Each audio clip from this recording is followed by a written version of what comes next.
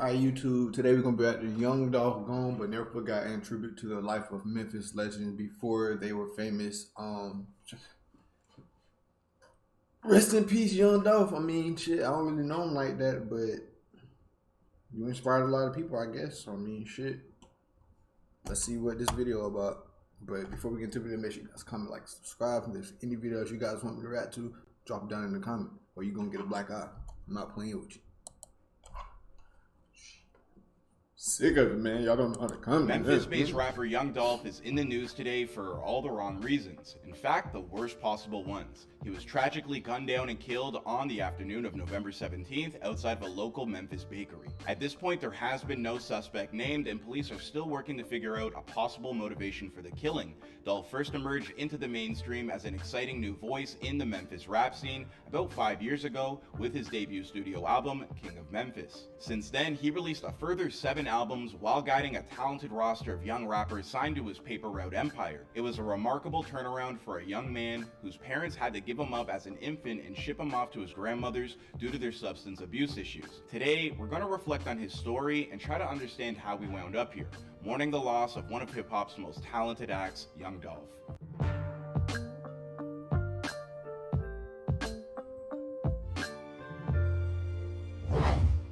Young Dolph was born Adolph Thornton Jr. on July 27, 1985 in Chicago, Illinois. Born to parents addicted to crack, Dolph was shipped off with his brothers to live with his grandmother in Memphis at only 2 years old. As the oldest of his brothers, all Dolph ever wanted to do was provide for his family. Growing up in Memphis, he only saw one potential way to do so. In 2018, he told The Guardian, "You've been seeing it for so long that you start to partake in it." On the streets of Memphis, there were 2 primary hoods, Magnolia and Castalia. Dolph grew up in the Magnolia area, and even back then, Castalia kids would swing by the rival school looking to stir up trouble. Every adult told Dolph and his friends to ignore the other kids, but that was far easier said than done. He continued to tell The Guardian, "Of course, everyone's grandma and parents were like, 'Don't walk up past that corner,' but we wanted to go past where the action is.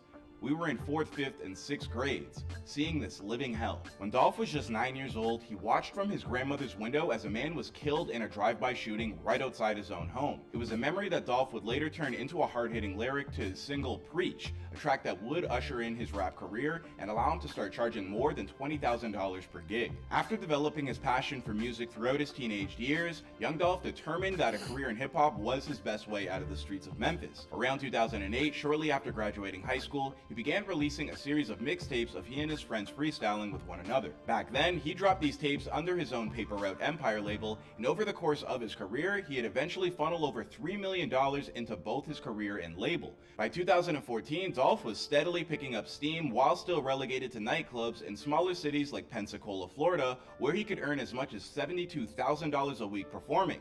Then, in 2016, he finally made his Billboard 200 debut thanks to his studio album King of Memphis. From that point forward, 11 different projects of his would wind up on those same charts, with 3 of them breaking into the top 10, including 2 collaboration albums with Key Glock, Dumb and Dumber, and Dumb and Dumber 2, both of which peaked at the 8th spot. His final solo album, Rich Slave, would be his 3rd album that climbed all the way to the number 4 spot. Sure, last year there was a bit of confusion when it seemed like Dolph was ready to call it quits and hang up the microphone for good to focus on his family as well as his stable of talented young artists at Paper Route Empire. But thankfully his son did talk him out of it. "My son just told me I can't be his dad if I stop putting out music." I mean, I'm not sure if there's anybody who could project an ultimatum like that, so Young Dolph returned, delivering us some seminal works like the aforementioned Dumb and Dumber 2, Rich Slave, and singles like Sunshine. Those last few projects were recorded during the pandemic, and Dolph told GQ that the best part about the— I'm sorry. If I had a son, he said that shit. What the fuck? You ain't put in no work, nigga. The fuck? Okay. Son, nigga, did you put in his work? Did you do this? Did you do? It should be my choice, nigga, not your choice. For what you say, you want to make music? Go ahead and do this. Nah, but fuck that. Hell no. What the fuck? The year was getting to spend all that extra time with his kids. He told them, "We watching shit, movies, now you regret that we shit, having though, toy gunfights, we on the train." We watching movies. We having toy gun. Trampoline, we doing read. everything. I'm trying to read it for playing. I'm I in just the feel like world reading right something, now. but this For nigga what want to would read wind up everything. becoming the last year of his Oh, life, like I doubt skin that it Dolph out. would have rather spent it any other way. But before we get into the tragic events of his passing, first a little bit more context. Before losing his life in November of 2021, young Dolph had been targeted twice in the past. That's weird that everybody's dying in November.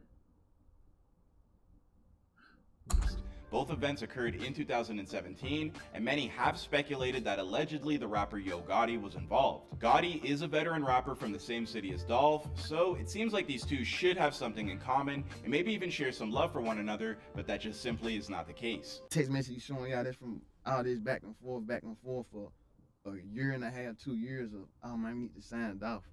No, I'm straight. Apparently, Dolph once shut down Gotti when Gotti came looking to sign the up-and-coming rapper to his label, CMG. Dolph refused because he didn't believe Gotti would invest the type of capital into his career that Dolph himself was willing to.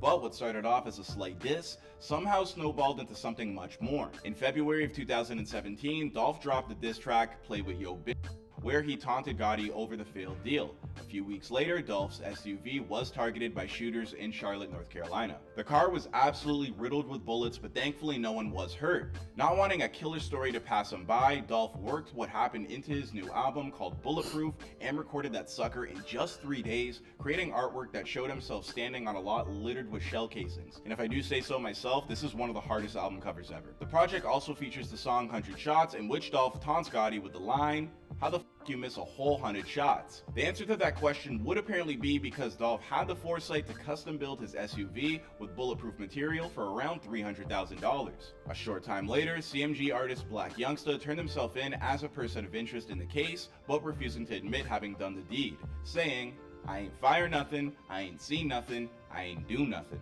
He was released shortly after. Then about 4 months later, Dolph was attacked once again outside the Lowe's Hollywood Hotel in Los Angeles, and this time unfortunately the bullets would find their mark. He was shot 3 times, twice in the leg and once in the arm, but managed to stumble into a shoe shop to call for help. He said at the time, "I saw so much blood coming."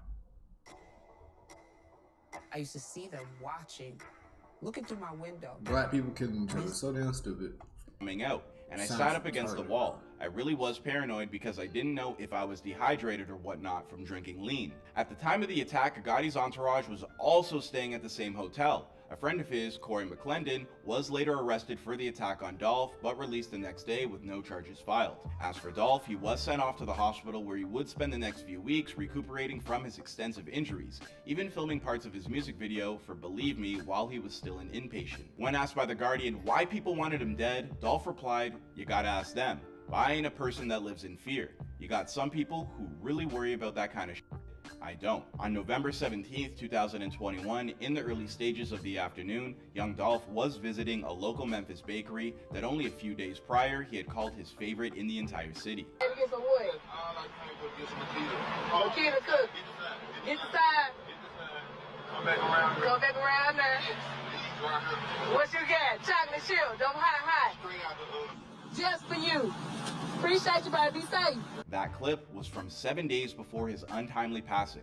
Maurice Hill, the owner of the shop where the altercation That's took why you don't place, Makeda's Butter Cookies, told media outlets that Dolph post simply shit walked like into the I store mean, to buy it's some different cookies taking a around picture 1 and p.m. shit, That's but, when like, at don't least 2 take people pictures drove where you up, go, exited where their you be at, vehicles, nigga. pulled out weapons, and Just shot giving Dolph away your to death. location, When police nigga. arrived at the scene, Dolph's Ferrari They was knew- still they found parked out that nigga outside, was dead, and there were nigga. bullet casings everywhere.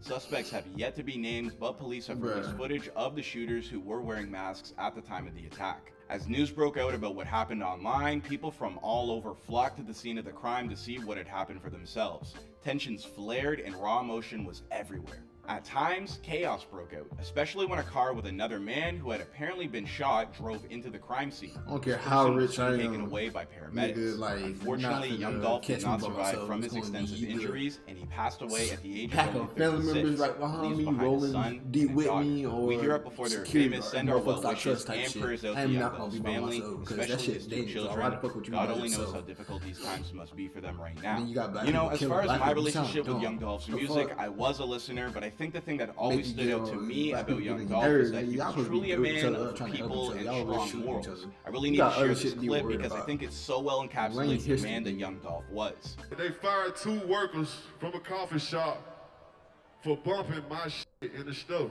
Until y'all get y'all a new job, till y'all find y'all a new job, I got $20,000 for y'all right now. Yeah, man, this one really hurt. At least for me, I know how much of a man of the culture and the people that young Dolph was, and it just sucks. Keep seeing these young men, these young black men, these men of any age dying so early. Right. Thank you. I think black men deserve to live long. You know, that's kind of what's been on my mind since this news broke. Not to go too far off script. So as far as further revelations are concerned, we'll stay tuned because I'm sure we'll have more Black as people the don't care story about each develops. other, though. That's In the their damn meantime, problem. rest in power, young Dolph. You will forever be missed. That's the black people damn problem now.